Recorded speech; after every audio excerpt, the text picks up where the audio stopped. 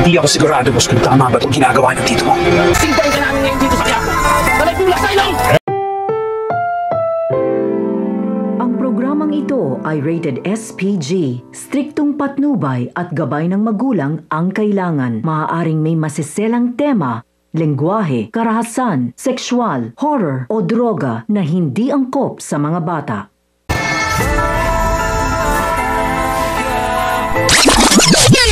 Isang malaking palaisipan nga kay Olga kung ano ang sumagi sa utak ni Ramon, kung bakit biglaan itong naitanong ang tungkol sa kanyang anak.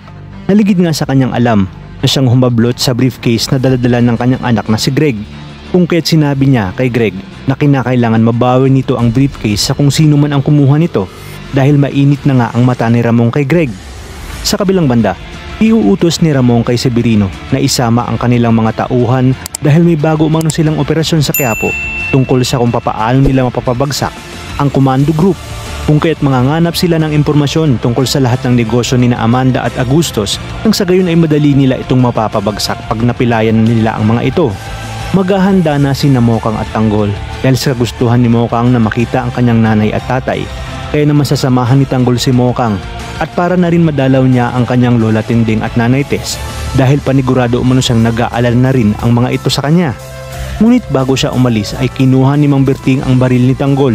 Sinabi ni Tanggol na kailangan niya umano yun para may pandepensa siya sa oras na makasalubong niya ang mga kaaway niyang taga-Tondo.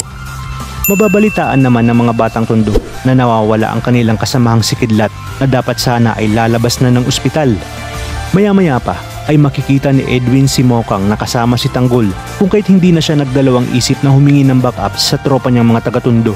Kaya naman dito ay agad na hinawakan ni Edwin si Mokang para hindi na madamay at dito nga pinagtulungan ng grupo si Tanggol at pinagpupukpok ng 2x2 at hindi pa sila nakontento kung kahit hinawakan nila ang mga kamay ni Tanggol at saka inilabas ang dalang baril ni Kidlat. Sinabi ni Kidlat na muntikan na siyang mamatay dahil kay Tanggol kung kahit humanda ito dahil pagsisimbahin niya si Tanggol na may bulak sa ilong. Sa inyong palagay, sino kaya ang siyang tutulong kay Tanggol?